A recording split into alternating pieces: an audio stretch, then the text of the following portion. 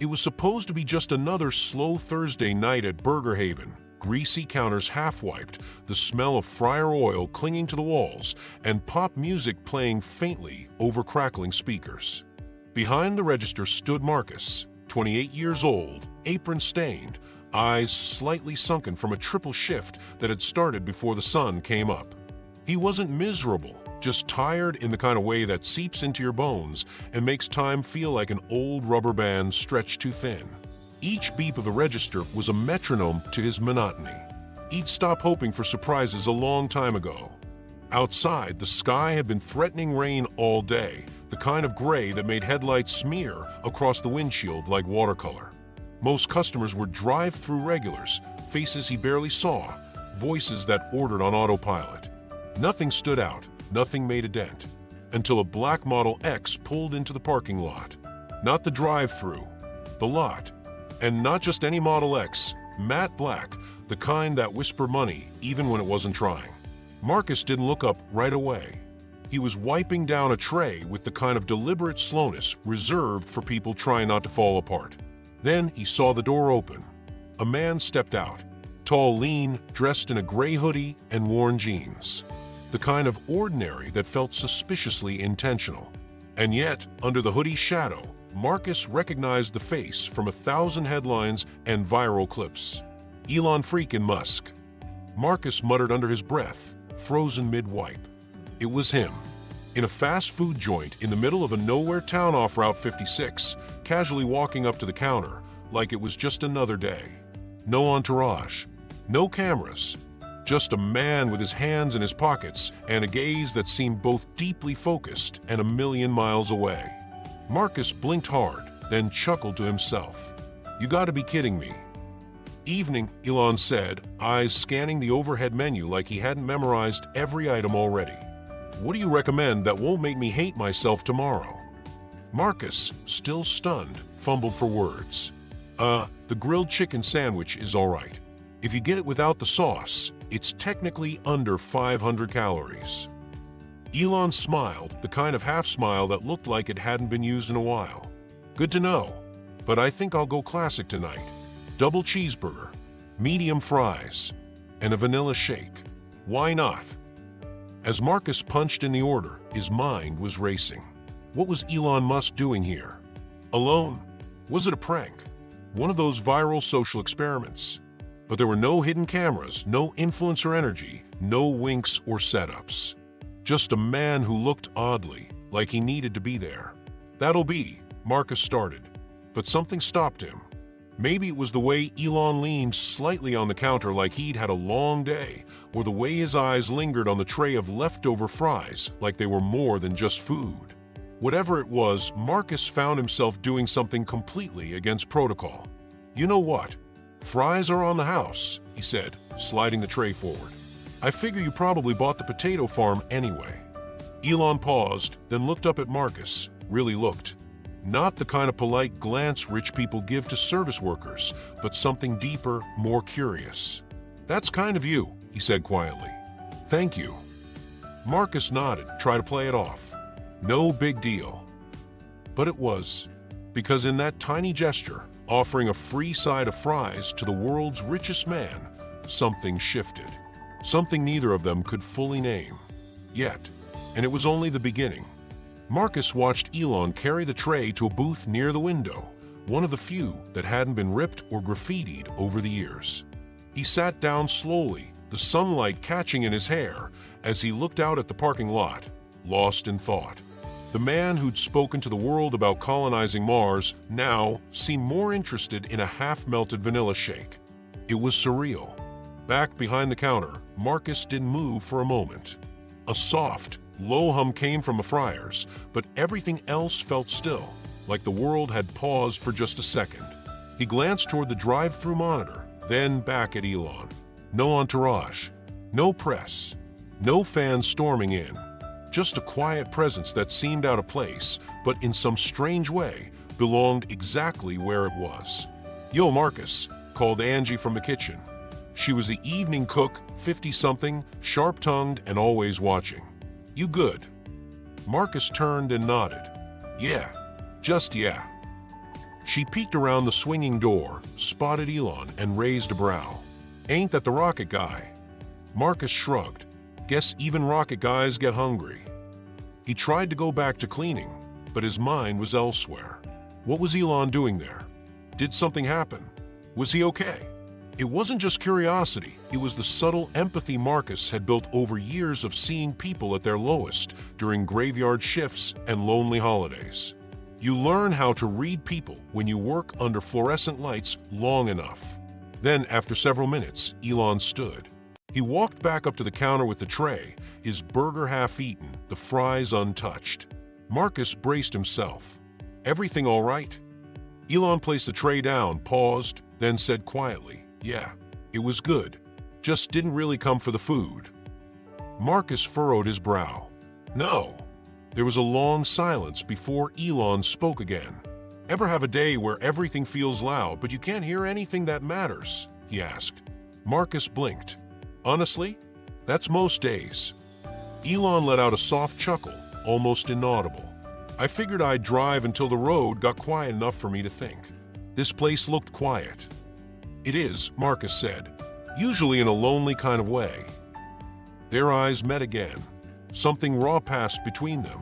Not fan to celebrity, not worker to billionaire. Just two humans, both carrying weight, both showing cracks. Then, without another word, Elon reached into his pocket and pulled out his wallet. Marcus expected a card or a crisp bill. What he didn't expect was Elon pulling out a thin piece of paper, folded, worn, clearly something old. He handed it to Marcus. "Could you give this to someone who needs a break?" Elon asked. "Not just someone working hard, but someone who's been forgotten." Marcus looked down. The paper was a personal check, blank on the name line. The amount, $100,000. $100,000. He stared at it like it might dissolve in his hands. What is this?" Elon stepped back. "Let's just say someone once did something small for me when they didn't have to. I've been carrying this ever since, waiting to give it to the right person." Marcus's heart thudded. "You don't even know me." "I don't have to," Elon said. "I saw how you gave without expecting anything. That's rare." Then he turned, heading for the door. The sunlight outside had brightened slightly, breaking through the clouds. Marcus stood frozen, the check trembling in his fingers. Angie peeked out again. "What the hell just happened?" she asked. Marcus didn't answer. He just watched Elon step into the black Tesla, the door closing with a soft hiss, and drive off down the empty street. And now, if you've made it this far, you're probably feeling a little like Marcus, surprised, maybe even moved. And if you're enjoying this story and want more of these raw, human moments, real or imagined, this is a good time to gently tap that subscribe button. Not because some bell will ring or fireworks will go off, but because you want to keep exploring stories that dig into what it means to care, to wonder, and to connect. All right, let's head back into the story. Marcus sat in the cramped employee break room, the check resting on the table like it didn't belong in this universe. Around him, a peeling corkboard held faded schedules and passive-aggressive notes about cleaning duty. The microwave blinked an incorrect time. A smell of stale coffee lingered in the air. But none of it mattered. Not after what had just happened. He hadn't spoken a word since Elon left. Angie had peppered him with questions. Did he really give you that? What did he say? Is it real? But Marcus couldn't answer. His fingers trembled slightly as he traced the signature, half expecting it to vanish under his touch. He was still staring at it when his manager, Troy, burst in. "What's this about Elon Musk?" he barked. "Angie said he gave you something?" Marcus held up the check like it was radioactive. "This." Troy blinked, then took a step closer, squinting. His eyes widened. "No way. No freaking way." "I don't even know what to do," Marcus whispered. "He said to give it to someone who's been forgotten, someone who needs a break." Troy's face twisted with something between envy and suspicion. "Well, you can't cash it, obviously. It's not to your name." "I know. Then what? You gonna frame it? Hang it in your apartment next to the IKEA poster?" Marcus didn't laugh. I think he meant for me to find that person. Like a mission." Troy threw up his hands. "Dude, this isn't a movie. It's a check. You need to hand that off to a bank or the press or I don't know, put on eBay or something." But Marcus wasn't listening. Something had shifted inside him. The exhaustion that had clung to his chest for months had cracked just a little. For the first time in years, he felt like he was holding something meaningful. A purpose. He tucked the check carefully into his wallet and stood up. "I'm taking a break. You just had one. I need another." He walked past Troy without waiting for a reply, pushing open the back door and stepping out into the sunlight. It was warmer than before, the kind of day that hinted at summer. Cars passed on the highway beyond the lot, but Marcus wasn't looking at them. He was thinking. He thought about people he knew, co-workers, customers, folks he'd seen day after day, but never really seen. Angie, who always muttered about her daughter's tuition. Jeremy, the quiet kid who worked the fryer and sometimes slept in his car. The old man who came in every Wednesday for the senior coffee special and sat alone with a crossword puzzle. Who was it meant for? The weight of that question pressed into his ribs. But it wasn't heavy in a bad way. It felt anchoring. Later that night, long after closing, Marcus stayed behind to clean. Not because he had to, but because he needed time to think. The restaurant was still. No music, no orders, just the soft hum of the freezer and the faint ticking of the wall clock. He reached into his wallet and unfolded the check again, holding it up to the overhead light. $100,000. It wasn't just money. It was trust. It was a test. And something inside him knew. Elon hadn't chosen him at random. He'd seen something. Maybe something Marcus had forgotten was there. That night, he didn't go home. He drove. Windows down, music off, the world slipping by in silence. He drove through the neighborhoods he used to know, the places he hadn't thought about in years. A soup kitchen on 9th, the shelter behind the church, the park bench where he used to sleep once during a rough patch after his mom passed. He didn't stop. Not yet. But he saw. He noticed. And when the first light of dawn touched the edge of the horizon, Marcus knew this story was just beginning. The next morning, Marcus woke up in his car. He hadn't meant to sleep there. It just happened. The check, still tucked securely in his wallet, felt like a hidden ember, burning quietly against the weight of everything else. The sun had barely crested the horizon, but the town was already stretching awake. Dog walkers, joggers, and early shift commuters cutting across the city like threads pulling a worn quilt back together. He rubbed his face, checked the time, and decided not to go home. Not yet. Instead, he drove to a place he hadn't visited in years, Everett Shelter, just off Clayton and 14th. The building was old, with flaking blue paint and a crooked mailbox, but it had been a lifeline once.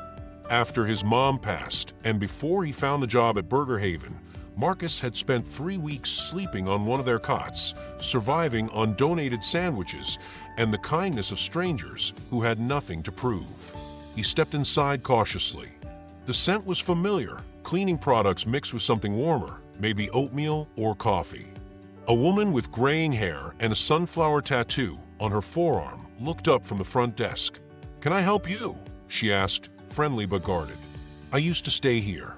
"A long time ago," Marcus said. "I was just wondering if you guys are still full." The woman softened. "Always full. Never closed." He nodded. "Do you remember a guy named Ralph? Used to play chess in the corner every night?" Her eyes lit up. "Ralph? Oh honey, Ralph's still here. Moved out twice, came back twice. He's in the back right now, teaching a 10-year-old how to play with pawns only. Says it builds humility." Marcus chuckled. "That sounds like him." He hesitated, then reached into his wallet, fingers brushing the check again. He didn't pull it out, just let the paper remind him that this mission wasn't just symbolic. It was real. "I've got something that might help," he said, voice low. The woman tilted her head. "Help how?" "I don't know yet. But if someone here, someone who's been stuck a long time or keeps falling back, maybe they deserve another shot." She studied him carefully, reading beyond the words. "You're not with a church group or a charity, are you?" "No. Just a guy who had fries with a stranger." That made her smile. Well, that's one of the better reasons I've heard. Marcus spent the next hour walking through the shelter, talking to people, not as a visitor, but as someone who understood. A guy named Darren told him about losing his job after an injury. A mother of 3 named Rochelle explained how hard it was to find childcare while searching for work. A teenager, barely 16, said nothing at all, just stared at the floor and twisted a keychain in her hand over and over again. He left with more questions than answers, but his heart was stirred in ways he hadn't felt in years. The check wasn't going to solve everything. It couldn't. But maybe, just maybe, it could start something. Back at Burger Haven that afternoon, Marcus told Angie about his visit. She was stirring chili behind the line, her hair tucked under a worn bandana. "You serious?" she said. "You just walked in there like a detective with $100 grand. "Not like that. I didn't tell anyone what it was. Just listened." Angie wiped her hands on a towel. "I don't know how you stayed so calm. If that check was in my pocket, I'd be shaking all over." Marcus smirked. "I'm still shaking, just on the inside." Angie leaned against the wall. "You know, my daughter wants to be a nurse. Got into school out west, but the tuition's a wall we keep running into. No scholarships, no cosigners. And loans? Forget it. Every time we get close, something breaks. A car, the fridge, my damn back." Marcus looked at her, really looked. The lines on her face were maps of endurance. Her hands bore the mark of 1,000 meals prepared and 1,000 worries endured. He thought about what Elon said, someone who's been forgotten. "Why didn't you ever tell me that?" he asked. Angie shrugged. "Didn't seem like your burden. And talking about dreams when you're elbow deep in fryer grease feels like lying to the wind." Marcus didn't respond. He just nodded. And in his heart, another ember sparked to life. That night, he wrote a list. It wasn't full of names. It was full of moments, glances, stories, small things he remembered people saying when they didn't think anyone was listening. The kind of things that revealed who needed a break and who had spent too long pretending they didn't. The next morning began with the usual hiss of the coffee machine and the rhythmic clatter of breakfast trays being prepped at Burger Haven. But something in Marcus was different, more grounded, more alert. He moved through his shift with a quiet focus, as if the weight of the $100,000 in his wallet had somehow given him permission to pay attention in ways he hadn't in years. Not just to orders, but to people. At 9:12 a.m., the first customer walked in, a man Marcus had seen countless times before. Always ordered black coffee. Wore the same gray windbreaker frayed around the cuffs. Sat at the corner booth and worked through crosswords with the same pen every time. This time, though, Marcus noticed the limp. The way the man rubbed his temples like the world was too loud. He brought him his coffee without charging and slipped an extra sugar packet onto the tray. "You look like you've had a morning," Marcus said gently. The man nodded but said nothing, just raised his cup in silent thanks. At noon, during a lull, Jeremy from a fry station came to the counter and leaned in close. "Hey man, you got any change? I'm like $4 short on gas. Just need to make it home." Marcus reached for his wallet, but stopped before pulling it out. "I'll cover it. Don't worry about it." Jeremy blinked. "Really?" "Yeah, just pay it forward sometime." He handed him a 10 and watched as Jeremy mouthed a quiet thanks, already turning back to work, his shoulders a little straighter than they had been before. By 3 p.m., Marcus had already added 2 more names to his list. Not official names, he hadn't told anyone what he was doing, not even Angie, but mental markers. Quiet reminders, little flashes of need he would have overlooked any other week. He stepped out back for a break, the sun now high and warm on his face. He leaned against the brick wall and pulled out the check again. It was becoming a ritual, reading Elon's crisp signature, that impossibly large number, and remembering the weight of the man's voice. Someone who's been forgotten. He took out his phone and opened a blank note. At the top, he typed one word, candidates. He wasn't just going to hand it off randomly. That would have been easy. Instead, he started logging stories, struggles, acts of quiet dignity that no one else saw. He wanted to be sure. This had to go to the right person. Not just someone who needed money, but someone who wouldn't expect it. Someone who had been weathered by life and had somehow stayed kind anyway. That evening, as the rush hour crowd thinned, Angie joined him out back for a smoke break. Not that Marcus smoked, but she appreciated the company. "You ever think about just keeping it?" she asked out of nowhere. He looked at her. "What?" "The check. No one would blame you. You're not exactly rolling in luxury." Marcus shook his head. "I've thought about it. Believe me." But then I remember how he looked. Elon. Like he was carrying something he couldn't name. And the way he said it, it wasn't about the money. It was about what it meant. "You know." Angie stared off into the parking lot. "Yeah, I know." They stood in silence for a moment, watching the sky begin its slow transition to dusk. The neon sign over the restaurant buzzed faintly, casting a tired glow across the pavement. Then Angie added, "Well, if you don't use it on yourself, you better at least get a good story out of it." Marcus smiled. "That's the plan." That night, he couldn't sleep. He lay on his mattress in his tiny studio apartment, eyes on the ceiling, fingers interlaced behind his head. He thought about all the times in his life he'd wished for something big to happen, some break, some miracle, some twist of fate. And now that it had come, it didn't feel like luck.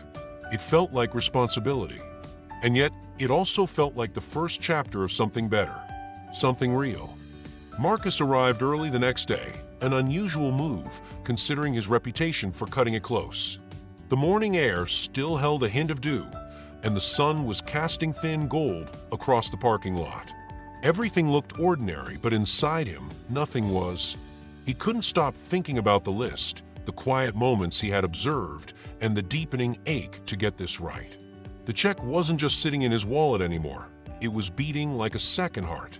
He took his usual place behind the register, but before the first customer came in, he opened the Notes app on his phone again. His finger hovered over the word candidates. He reread the names and mental notes from yesterday, cross-referenced them against the faces in his memory. And then, without knowing why, he added another name. Angie. He stared at it for a while. She never asked for anything. That made her easy to overlook. But the way she carried her life, her daughter, her worries, her pride, it all spoke of quiet resilience. She had been on the brink so many times and still showed up to cook chili and flip eggs like it was the most natural thing in the world. It wasn't. It was heroic. And maybe that's exactly what made her one of the strongest contenders. Around noon, a young man came in, barely more than a teenager, maybe 19 or 20. Skinny, hunched shoulders, eyes darting like he expected to be kicked out before he ordered. Marcus greeted him with the usual, "What can I get you?" But the kid just stared at the menu in silence. "You all right, man?" Marcus asked gently. The guy scratched his arm, avoiding eye contact. "I just need water." "That okay?" Marcus didn't blink. "Yeah, of course. Take a booth. I'll bring it over." He filled a cup and added a small fry on impulse. When he brought it to the table, he saw the way the kid's hands trembled as he took the tray. That kind of hunger wasn't just physical, it was spiritual, like he hadn't been looked at with kindness in months. "What's your name?" Marcus asked. "Ben." "You local?" "Not really," Ben muttered. "Just passing through." Marcus nodded. "Well, good thing you passed through here. Fries are best on this side of town." Ben smiled faintly, the kind of smile that takes effort when your world's upside down. Marcus walked away and added the name Ben to the list. That afternoon, during break, Angie found him in the supply closet, organizing boxes of condiments like a man avoiding his own thoughts. "You okay?" she asked. "Yeah, just thinking." She leaned against the doorframe. "You've been different this week." He looked at her. Different good or different weird? Different like you're carrying something heavy, but pretending it's a balloon. He laughed under his breath. "Yeah, that's about right. You know, when I said maybe you should just keep the check, I didn't mean don't do anything. I meant don't wait forever. Sometimes the right moment is just the one that doesn't feel wrong." Marcus sat down on a box of ketchup packets. "I want to make sure it changes everything for whoever gets it." Angie nodded slowly. That's noble. But sometimes changing one thing, just one, can cause a chain reaction. You don't have to rewrite someone's whole life. You just have to light one fuse. Those words stayed with him the rest of the shift. That night, he stayed late again. Cleaned up the booths even though they weren't his responsibility. Wiped the menus. Refilled the napkin dispensers. Then he sat down with his list. Read through it 5 times. He didn't cross off anyone, but he did start writing something new. A letter. He didn't know who it was for yet, but the words came anyway. If you're reading this, it means someone saw the fire in you, even when it looked like smoke. It means you gave more than you had and never asked for credit. It means the universe has decided, just this once, not to forget you. He paused, looked at the check again. Then, carefully, he folded the letter and placed it in an envelope, just in case. The morning brought with it a gray, overcast sky, the kind that muted everything, sound, color, thought. But Marcus felt more alive than he had in years. He had no idea who would end up with the check, or even if he was doing any of this right, but for the first time, he was doing something. Really doing something. During the lunch rush, everything moved fast. Orders barked through the intercom, grease hissing on the grill, trays stacking like traffic, but Marcus remained focused, grounded. And then he noticed her. A woman walked in, early 30s maybe, hair pulled back in a tight bun. She had a toddler on her hip and another child, around 5 or 6, clinging to her jeans. Her clothes were clean, but clearly worn. There was a tension in her jaw, one Marcus recognized instantly. The kind people carry when they're trying to appear strong in front of little eyes. She walked up slowly, eyes scanning the menu. Then, with hesitation, she pulled out a small notepad and flipped it open, checking what looked like a list. "Hi there," Marcus said gently. "Take your time." The woman looked at him, surprised by the warmth in his tone. Just the small cheeseburger. No drink. No fries." He glanced at the kids. "You sure?" She nodded quickly. "Yes, that's fine." Marcus leaned closer. "If it's okay with you, I can give you the kids' meal special. No charge. It's not on the menu, but it's a thing we do sometimes." The woman blinked hard. "Really?" He smiled. "Really?" Tears welled up in her eyes before she quickly turned her face away. "Thank you." He handed over the food a few minutes later and watched as she took the kids to a booth near the window. They didn't devour the meal, they shared it, bit by bit, like they'd learned a long time ago how to stretch things that were never meant to stretch. Marcus added another name to the list, though he didn't know hers. He simply wrote, "Mother with 2 kids. Booth by window. Strength in silence." Later that afternoon, as the sun finally broke through the clouds, he found himself outside again with Angie, sipping on a soda. "You ever think about how many stories walk through that door?" he asked. Angie took a long drag on her cigarette. "Every day. That's what gets me through the grind. Watching people survive. I feel like I've been blind to it all this time." She smirked. "Welcome to the world, kid." Marcus chuckled. "I want to do something. Bigger than one check. I want to see people." "You are," she said, "and it matters more than you think." He looked down at the envelope still tucked in his back pocket.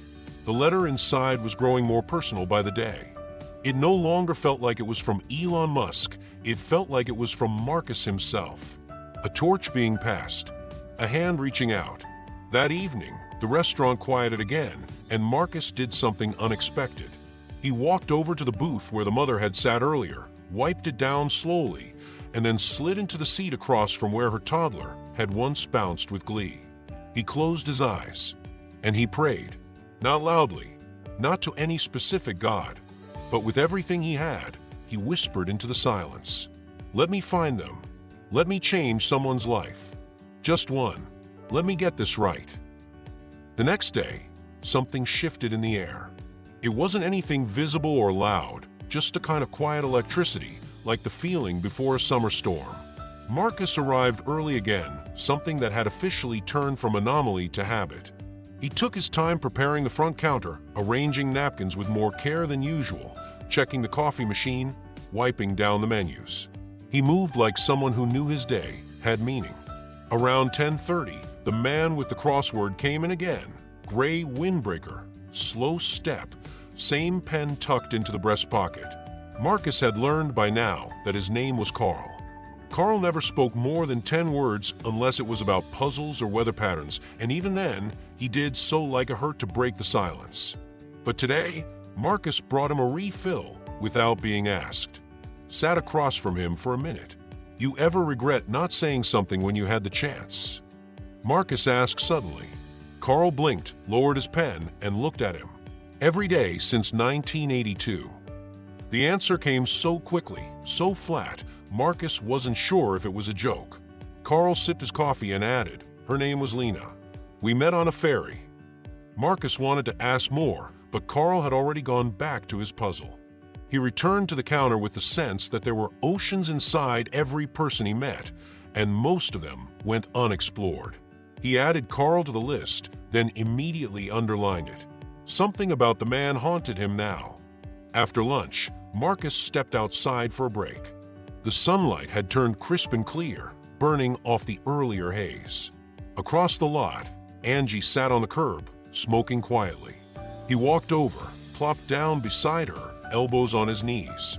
You ever think you were meant to do something more? He asked. Angie looked over at him. Every day since 1997. They both laughed. Then she added, but you know what I figured out? More doesn't always mean bigger. Sometimes it just means deeper. Like being present, listening, helping when no one's watching. He nodded. Yeah, that's kind of how I feel with this list. Angie tilted her head. You really making one?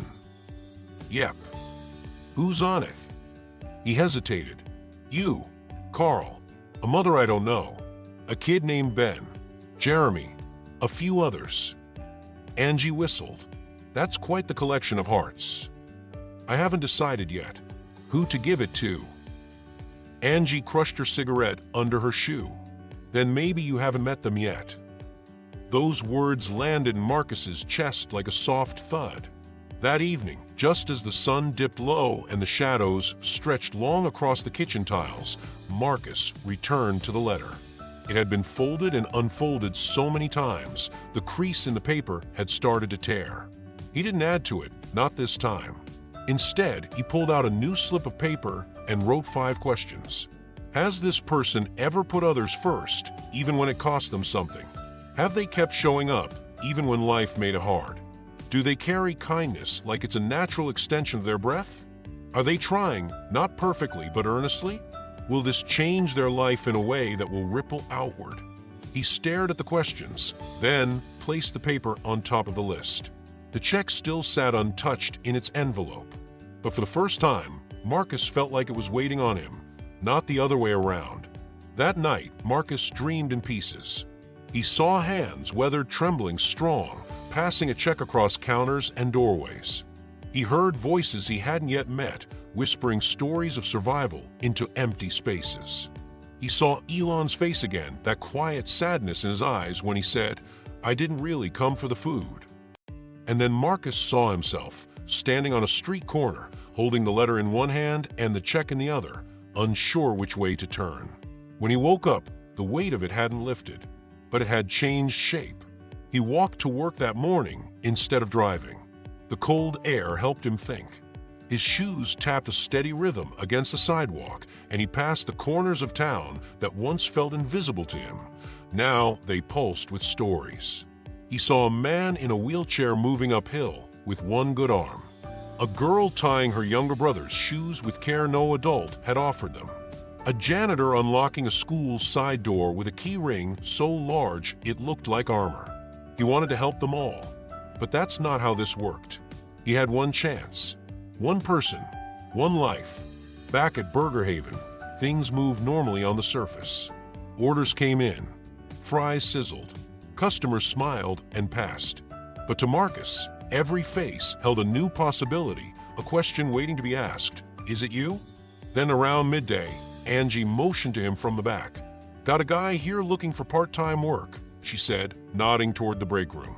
Didn't want to come to the counter. Said he's embarrassed. Marcus stepped into the room and found a tall, lean man, early 40s maybe, wearing a security guard's jacket that looked like it had been through a few too many winters. His eyes were tired but alert, like a man who had lost everything except his dignity. "You the manager?" he asked. "No, just the guy who mops and flips burgers," Marcus replied, extending a hand. "I'm Marcus." The man shook it. "Tom. Just got into town last week. My brother was supposed to help me, but well, that didn't happen. I've been looking for anything, really. Cleaning, stocking, even overnight." Marcus nodded, listening. Really listening. Tom continued, "I don't need a handout. I just need a foothold."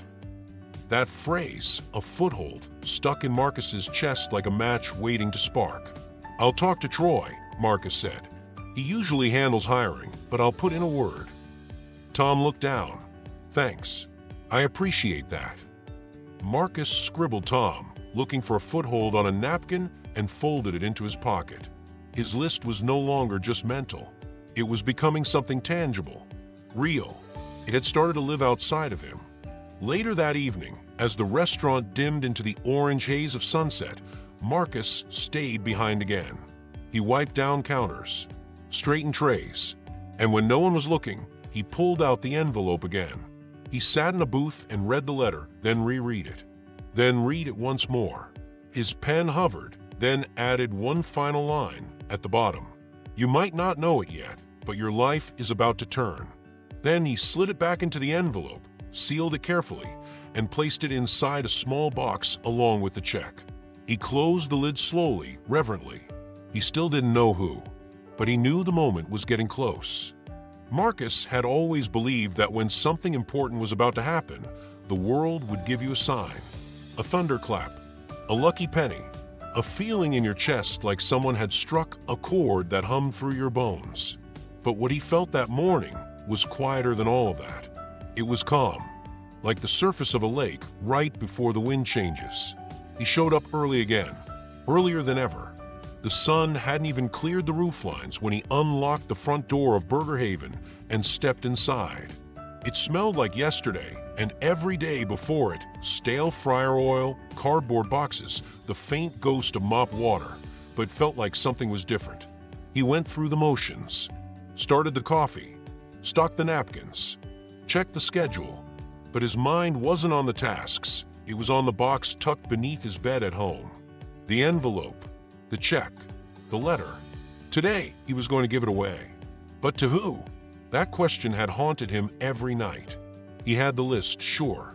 He had written names, stories, even added those 5 questions to help him weigh it all out. But there was no formula for something like this. There was only instinct, heart, and maybe a little bit of faith. At 10:06 a.m., the front door chimed. Marcus turned and paused. It was Ben, the teenager who had come in days ago asking for water. But today, Ben looked different. Not cleaner, not healthier, but more deliberate. He was carrying a backpack, holding it like it held everything he owned. His eyes scanned the counter, then landed on Marcus. "Hey," he said softly, "you got any work?" Marcus blinked. "You mean here?" Ben nodded. "I don't care what it is. I'll sweep. I'll wash dishes. I just need to stay somewhere longer than 10 minutes. Marcus didn't answer right away. He stepped out from behind the counter and motioned toward a booth near the back. "Sit," he said. "I'll bring you something warm."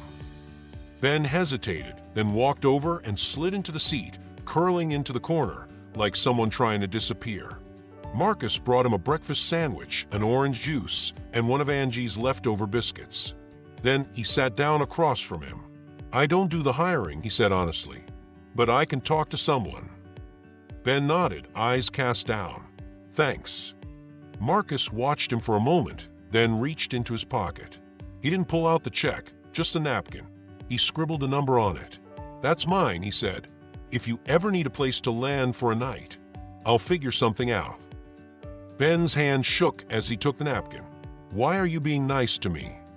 Marcus shrugged. "Because someone was nice to me, and I never forgot." That afternoon, Angie found Marcus in the stockroom, staring at the list one last time. She leaned on the doorframe, arms crossed like always. "You ready?" she asked. "I think so." "You know who?" He looked at her, then folded the list and tucked it into his pocket. "I think they'll show up today." He smiled. "Maybe." And they did. But it wasn't who he expected.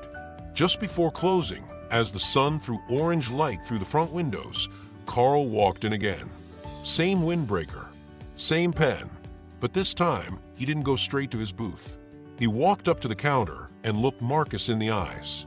"I finished the puzzle," Carl said quietly. Marcus grinned. "Took you long enough." Carl didn't smile. "And I thought about what you said. About regrets." Marcus waited. "I wrote her a letter," Carl said. "Lena, the woman on the ferry. Found her address online. Took me 2 hours. But I wrote it." "That's incredible," Marcus said, feeling his heart twist. Carl nodded once. "I haven't mailed it yet, but I'm going to." And that's when it hit Marcus. Not all change is loud. Not all miracles come in the form of checks. Sometimes, it's just doing the thing you thought you couldn't do. Carl didn't need the money. He needed the moment, and Marcus had given him that. But someone else still needed the letter. And as the sky darkened and the restaurant emptied, Marcus reached into his bag and held the box close to his chest. He was ready. Tomorrow, someone's life would change. The morning came quietly, but Marcus didn't need any noise to know that today was the day. He felt it in his bones, in the weight of his breath, in the certainty that had settled into his chest overnight. The sun hadn't even risen when he sat on the edge of his bed, the small box in his lap. Inside it, a folded letter worn with rereading, a check with 6 figures written on it, and all the meaning that money had never been able to buy until now. He didn't rush. He showered, dressed, brewed coffee. He took one last look at the list of names he'd carried with him like scripture. One by one, he read them again, Carl. Angie, Ben, Tom, the mother and her kids, Jeremy, even the man in the wheelchair and the girl with the keychain, people he had never truly known but had seen. Really seen. And then he crossed them all out. Not because they didn't deserve it, but because he realized this wasn't about deserving. It never was. This was about readiness, about timing, about choosing someone who had been giving quietly, over and over, without ever asking for anything in return. He placed the list back into the box beside the letter and check, then tucked it all under his arm and walked to work. Burger Haven looked the same as it always did. A little tired, a little forgotten. But today, to Marcus, it felt like the center of something extraordinary. He clocked in, tied his apron, and went to work like any other day. No one noticed the box he'd hidden under the counter. By mid-morning, the front door chimed, and Angie walked in. Not through the back, like she always did, but through the front. She wasn't in uniform yet. Just jeans and her usual gray shirt, red bandana already tied like a badge of honor. "You're early," Marcus said, pretending not to know why. "Couldn't sleep," she muttered. Felt like the world was holding its breath. Marcus smiled faintly. "I know what you mean." They worked side by side for hours, same as always. She prepped the grill. He handled the counter. Customers came and went. Orders flew by. But between the quiet moments, Marcus kept glancing at the box beneath the register, waiting for the right second. It came at 2:43 p.m. Angie was wiping down the counter, her face drawn from a long day, her movements slower than usual. And then, for the first time in the entire time he'd known her, she stopped and leaned both hands on the surface. Marcus walked up beside her and placed the small box on the counter. She looked at it. "What's that?" He didn't answer at first. He just gently pushed it toward her. "It's for you." "Me?" He nodded. "Open it." She hesitated, eyes narrowing in suspicion. But she opened the lid. And when she saw what was inside, the letter, the check, her hands stopped moving. Her breath hitched. Her body stiffened like she couldn't tell if she was dreaming or about to fall apart. "What is this?" she whispered. Marcus's voice cracked as he said, "It's everything you've given, coming back to you." She pulled out the letter, scanned the first few lines, then covered her mouth with one trembling hand. "I can't take this," she said. "Yes, you can," he replied, "because you already gave it. In your time, in your patience, in every time you showed up when the world told you to quit." Tears welled at her eyes, but she held them there, too proud to let them fall. "How much is it?" she asked quietly, like she was afraid to know. Marcus swallowed. 100,000. Angie's knees buckled slightly, and she leaned harder against the counter. "I'm not the type of person who gets miracles," she said. Marcus looked at her with steady eyes. "You are the miracle." And with that, the silence between them filled with something sacred. She didn't say anything for a while, just held the letter to her chest and closed her eyes. The whole restaurant slowed to a hush. Marcus didn't feel proud. He felt peaceful, like he had delivered something he didn't fully own, like he had simply passed it along. Because sometimes the best thing we can do in this life is to recognize someone else's quiet heroism and say, "Here, I see you." And for once, that was enough. For the rest of that day, Marcus floated through his shift like the gravity of the world had lightened. Angie didn't say much, but she didn't need to. Her eyes were softer, her steps slower. Every now and then, she would glance over at him as if trying to process what had happened, as if kindness that big took time to settle inside a heart worn down by years of scraping by. When her shift ended, she paused by the door. The box was still in her hands. She hadn't let go of it for hours. "You changed my life," she said, voice barely above a whisper. Marcus gave her a crooked smile. "You already changed mine. I just returned the favor." She blinked hard, then gave him something rarer than any thank you, an honest, bone-deep hug. The kind that doesn't ask for anything, only acknowledges what's been given. And then she was gone. Marcus stood alone in the kitchen, apron still on, hands still greasy. But something was different. He wasn't the same man who had walked into Burger Haven that night Elon Musk appeared. He wasn't the same man who'd offered free fries as a throwaway kindness. He was something new, something rebuilt. Later that night, long after close, he sat at the booth by the window, the same one where that young mother and her 2 kids had quietly shared a meal. The city outside was quiet. Headlights slid across the windows in slow pulses. And Marcus opened his phone, scrolling to the note that held the list. One by one, he deleted the names. Not because they didn't matter, but because the list had done its job. Every person on it had changed him. Every story, every silent moment had carved a space in his heart for empathy. And now that space would never shrink again. His phone buzzed. A message. From Angie. It was a photo of her daughter standing on a campus lawn, holding a small box of books and a printed university acceptance letter. The caption simply read, "She's going. We're going." Marcus stared at it until the screen dimmed. The next day, Elon Musk didn't come back. He never called, never followed up, never tweeted about the moment. No cameras, no headlines, no praise. But the ripple had started, and Marcus could feel it stretching far beyond the walls of Burger Haven. He returned to his routine. But now, when he handed someone a tray, he looked them in the eyes. When a kid asked for extra ketchup, he gave them 3. When someone walked in with their shoulders slumped, he said hello like it mattered. Because it did. One night, just before closing, a man came in wearing a mechanic's jumpsuit. Grease on his hands. Tired eyes. Marcus rang him up, handed him his order, then paused. "Hey," he said. The man looked back. "Fries are on the house." The man raised an eyebrow. "Why?" Marcus smiled. "Let's just say someone did something small for me once. And I never forgot." And so it began again. Word spread slowly in small towns, but when it spreads, it sinks deep. Within a week of Angie receiving the check, something subtle had changed at Burger Haven, and not because of headlines or gossip. No one blasted it on social media, and there wasn't a single camera flash. What changed was the way people started looking at each other. More eye contact, longer pauses, softer words. Kindness had begun to ripple, not like a wave crashing, but like rain soaking into thirsty earth.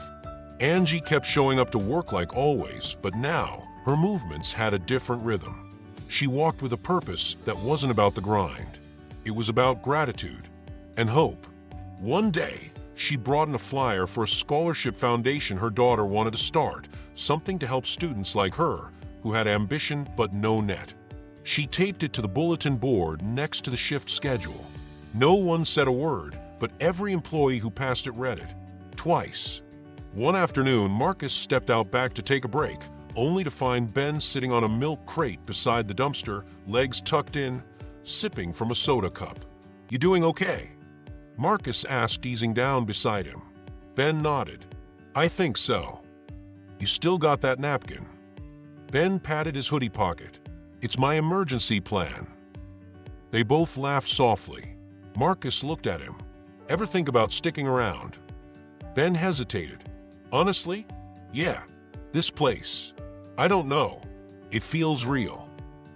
"That's a rare thing." "Yeah," Ben said. "And rare things are worth staying for."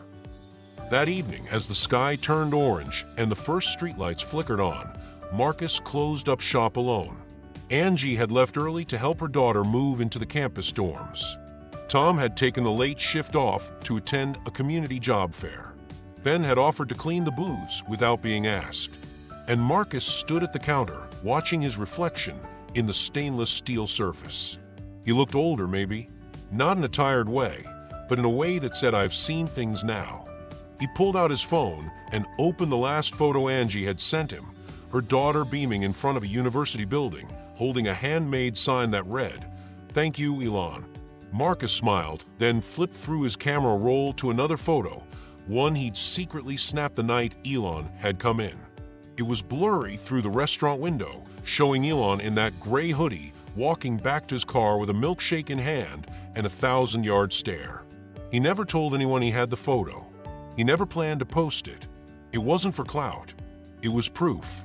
Proof that even the most unbelievable moments in life can begin with something simple. Something tiny, like a side of free fries. That night, he printed the photo and taped it to the inside of the break room cabinet door. Not on display, just hidden in a place only the crew would see. He wrote 2 words under it with a marker. It mattered. Because it did. And it still does. A few weeks had passed since the day Angie opened that small box at the counter, and yet its echo lingered in every corner of Burger Haven. People noticed, even if they didn't know what they were seeing. The crew worked better together. Shifts felt lighter. Regulars stayed longer. The register rang with the same dull chime, but now it sounded like something hopeful. One Friday afternoon, during the after-school rush, Tom showed up with something unexpected. A clipboard, a fresh haircut, and a confidence that hadn't been there before. He walked up to Marcus during a short lull in the line. "Guess what?" he said. Marcus leaned over the counter. "What?" "I got the job at the city maintenance office. Full-time. Benefits. They even let me bring in my own gear." Marcus grinned. "You serious?" Tom nodded. "Been holding that down for a week now. Didn't want to jinx it by bragging." "Tom, that's amazing." Tom glanced around, then pulled something from his pocket, a folded piece of paper. He handed it to Marcus. It was a thank you note. Handwritten. No flourish. No pretense. "Just felt like I owed it to you," Tom said. "You treated me like I mattered before I had anything to offer." Marcus read it, and though the words were simple, they sank deep. "You didn't owe me this," Marcus said. "I know," Tom replied. "That's why I wanted to write it." Later that evening, Marcus pinned the note beside the photo of Elon in the break room cabinet. He didn't say anything to the rest of the team, but one by one, each of them found it eventually. They read it silently, smiled, and closed the cabinet door a little slower.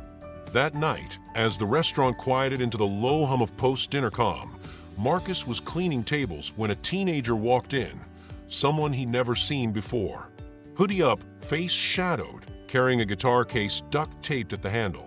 Marcus greeted him like anyone else. "What can I get you?" The teen mumbled, "Just water." Marcus studied him for a second. "You play?" The boy blinked. "What?" "The guitar."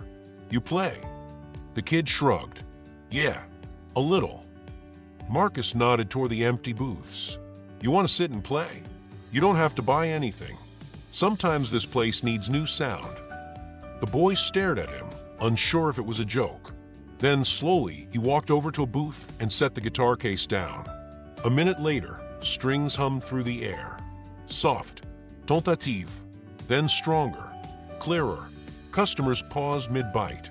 A toddler turned in her booster seat. Angie, on breaking back, came out and leaned against the wall, smiling. The boy sang. Just one song. Something about hope and fire and home. When he finished, no one clapped. No one hooped. But the silence that followed was full. Full of understanding, of respect, of quiet awe. Marcus walked over and handed him a chocolate shake on the house. Thanks for the song, he said. The boy nodded. Thanks for letting me be heard. That's what it had all been about, really. Not just changing someone's life with money, but making people feel seen, heard, held. That night, Marcus closed the restaurant alone. Before locking the doors, he sat in the booth by the window and looked out at the dark parking lot. His reflection stared back at him in the glass, older, wiser, somehow more whole. He didn't have the check anymore, but he had everything that came after. The air had turned crisper by the time fall crept fully into the edges of town. Trees along the streets traded green for amber, the sidewalks crunching softly underfoot as the days grew shorter. The window at Burger Haven, where the sun used to pour in with summer gold, now glowed a gentler orange in the late afternoon, like the world was exhaling slowly. Inside, the rhythm of life carried on. Orders, greetings, mop buckets, receipts. But Marcus noticed how people started staying longer at their tables, not because of the food, but because of the feeling. Something unspoken lingered in the space now, something honest. One Tuesday evening, a middle-aged woman came in wearing a postal uniform. Her face looked drawn and her shoulders heavy. Marcus greeted her with his usual warm nod. Tough day, he asked. She offered a tired smile. Long route, no breaks, and I dropped someone's package in a puddle. Marcus rang her up and said, it happens. I've dropped entire trays of drinks on people, and once a birthday cake, right into the fryer. That got a laugh out of her. Not a loud one, but real. He handed her the change and said quietly, fries are on the house. Consider it a morale bonus. She blinked, then smiled wider. You're good at this, you know. At what? Making people feel like they matter. Marcus didn't know what to say to that, so he just said, thanks, and meant it. After she left, Angie walked up behind him. You do that a lot, she said. What? Offer fries. Offer comfort. Offer space. Marcus looked at her. You think it's too much. I think it's who you are. That night, they closed together, cleaning the counters and flipping chairs onto tables like they had done 100 times before. But Marcus felt a different kind of energy under the surface, like something was nearing its conclusion, or maybe its transformation. Before Angie left, she tapped the break room door. You gonna keep the picture? Marcus smiled. Yeah. And the note. And the envelope. You still have the envelope? He nodded. Empty now. But it reminds me of everything that came from it. She rested a hand on his shoulder for a moment, then left with a quiet, see you tomorrow. When the restaurant was completely empty, Marcus walked to the booth by the window. The one where the mother and her children had sat. Where Ben had found a quiet place to rest. Where the kid with the guitar had sung into the stillness. He slid into the seat, set down his notepad, and began to write again. This time, it wasn't a list. It was a letter. To himself. He wrote about the moment Elon Musk stepped into a tired restaurant off Route 56. About how a free side of fries turned into a movement of small mercies. About how people who'd never spoken began to listen. How people who had given up on being noticed started holding their heads higher. He wrote about Angie. About Ben. About Tom. About the faces behind the glass and the hands across the counter. And then he ended with this. You might not have billions. You might not be brilliant. But if you see someone, truly see them, you've done something rare. Something holy. The first snow came early that year. It dusted the rooftops and clung to the curbs, frosting the Burger Haven sign like powdered sugar. Inside, the warmth of the kitchen mixed with the scent of fryer oil and cinnamon from a seasonal pie that Angie had insisted they try adding to the menu just to see what happens. Marcus liked the change in the air. It made people gentler, slower. The cold forced them inside, into closer quarters, into conversations that might not happen otherwise. One quiet afternoon, with only a handful of customers scattered around the booths, Marcus found himself refilling the napkin dispensers when a familiar voice asked, "You ever wonder what would have happened if you hadn't given me those fries?" He turned and saw Elon Musk standing just inside the doorway. Same casual hoodie, same quiet expression, but something in his eyes was different, lighter, clearer. Marcus blinked, stunned. "You're back." Elon walked up to the counter, his hands tucked into the pockets of his jacket. "I was driving through again. Thought I'd see if the place still felt like peace." Marcus chuckled. "Still greasy and a little sticky if that counts." Elon smiled. "Perfect." They stood there in the stillness, and Marcus realized he wasn't nervous this time. Elon wasn't a mystery to him anymore. He was part of a turning point, a spark. "I never told anyone it was you," Marcus said. "Not even Angie." "Not really." Elon nodded. "I figured." Marcus leaned on the counter. "That check, it changed everything." "I know," Elon replied, "but not just for who received it, right?" Marcus shook his head. "No, for all of us." Elon studied him for a moment, then pulled something small from his pocket. It wasn't another check, just a simple card. On it, a number, a name. No logo, no company, just the words, "For what's next." "You don't owe me anything," Marcus said, not even taking it yet. "I know," Elon replied, "but I wanted you to have this. If the moment comes again, if you see someone who needs something bigger than what you can give." Marcus finally accepted the card, feeling the weight of it, of trust. "I thought you just stopped here for a meal," Marcus said quietly. Elon looked around the small restaurant, eyes lingering on the photo tucked into the break room door, just visible from behind the counter. "I stopped here because I needed to remember something," he said, "what it's like to feel human again." And with that, he gave a simple nod, turned and left. No speech, no drama, just presence. Marcus stood still for a long time. Then he slipped the card into the same envelope that once held the check, the one he had never thrown away, and tucked it deep into his jacket. Later that evening, he gathered the crew, Angie, Tom, Ben, and 2 new hires who had come in through recommendations from people Marcus once helped. He looked at them and said, "I think we should do something different this season." "Like what?" Angie asked. "A giving night," Marcus said. "We close the doors to customers, and we open them to anyone who needs a meal. No cost, no questions." Everyone looked at each other. Tom spoke first. "We cooking for them or eating with them?" Marcus smiled. "Both." Ben nodded. "I'm in." Angie took a breath. "Let's do it." And so they planned it. No press, no sponsor, just one restaurant, a team of people who had known hard days, and a few extra pounds of potatoes. Marcus didn't know what would come next, but he didn't need to. He knew now what he was capable of and what others were capable of when given a chance. And he carried the proof of that possibility, not in a check, not in a letter, but in the lives that now moved forward because one man decided to give away a free side of fries. The wind outside howled gently that evening as the final touches were set in place.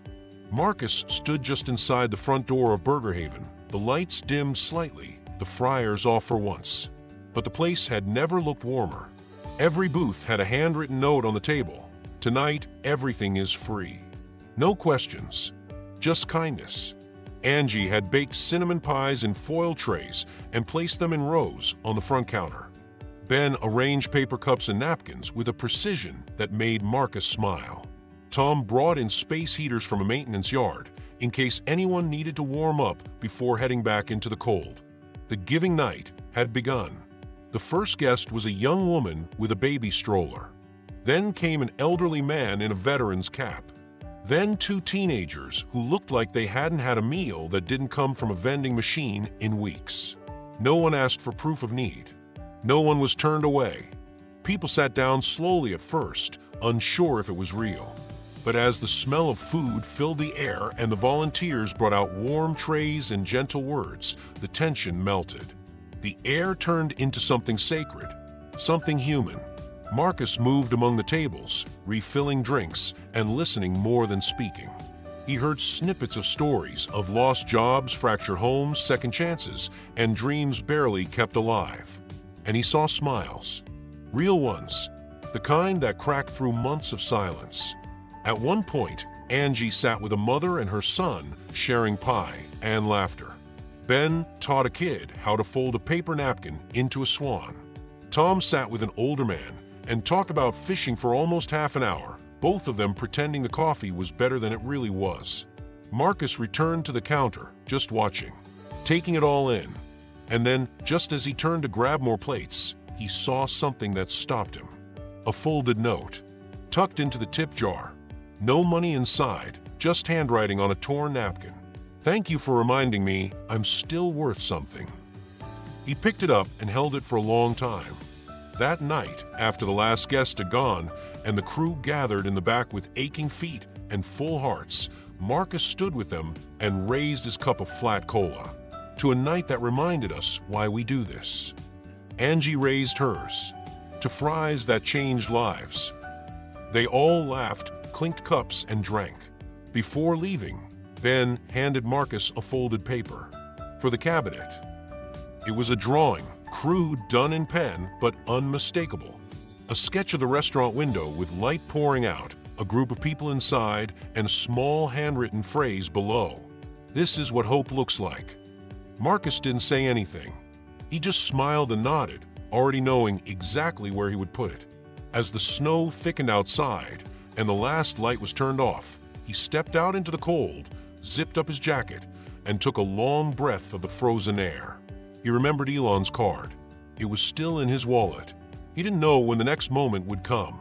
But now, he knew without question, he'd be ready when it did. Winter eventually gave way to spring. The snow melted, revealing sidewalks and curbs newly littered with the memory of a long, quiet season. Trees began to bloom again, soft pinks and pale greens painting over months of gray. The small town didn't change overnight, but didn't need to. It had already started changing from the inside out. Burger Haven stayed open. It never got remodeled. The booths still creaked. The neon flickered. But if you walked in on a Tuesday afternoon or a quiet Sunday morning, you'd feel it, something in the air. The way the regulars sat longer. The way new faces were met with curiosity, not suspicion. And the way the crew moved, not just working, but caring. Marcus was still there, still behind the counter, still wiping down trays and handing out napkins with too many ketchup packets. But now, he was something more than a worker. He had become a thread in the fabric of the community, pulled tight, holding pieces together. He didn't talk about the check anymore. He didn't need to. Its story lived on in the people it touched. In Angie, who now ran a small foundation from her living room, helping single parents navigate college applications. In Ben, who now trained new hires and lived in a small apartment above the laundromat. In Tom, who still stopped by after shifts, always with an extra cup of coffee and a new story about someone he'd helped fix a broken window or a heater.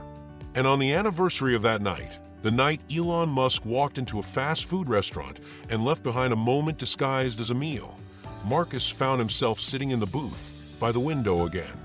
He had brought with him a worn envelope.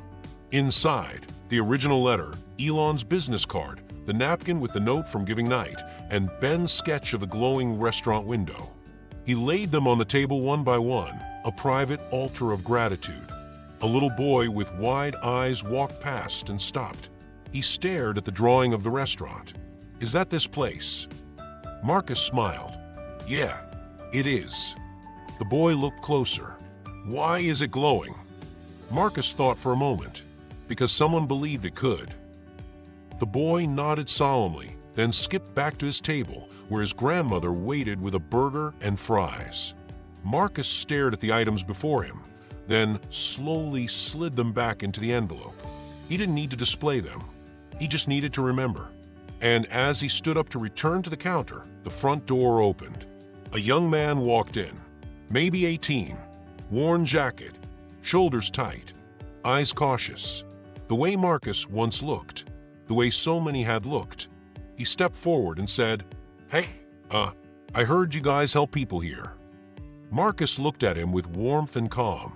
"Yeah," he said, "we do." He gestured to the counter. "Come on in. You hungry?" The young man nodded. "Good," Marcus said. "Let's start with that." And so it continues. Not with cameras, not with headlines, but with hands passing trays and hearts staying open. With people choosing to look, to ask, to reach. Not to save, but to stand beside. To say you matter. Right now, just as you are. And maybe that's the biggest miracle of all. All it took was a man with a quiet voice, a worn-out worker, and a side of free fries. If this story reached you, if even a part of it made you feel something, tell us where you're watching from. Not for the algorithm, not for clout, just so we can see the map we're drawing together. City by city, heart by heart, and maybe share this with someone who's been carrying more than they say, because you never know who's waiting for their Marcus moment. And maybe you're the one meant to give it. Thank you for staying with us until the end. The lights of Burger Haven are always on.